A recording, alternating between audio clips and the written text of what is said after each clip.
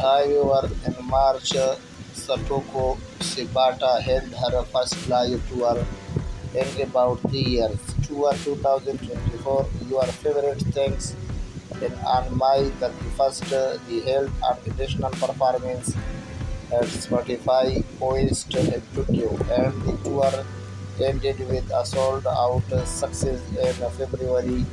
Shibata released her latest album, Your Favorite Things, which is heavily influenced by her roots in R&B, soul, and hip hop, and has been highly praised by a wide range of people beyond her exciting fame.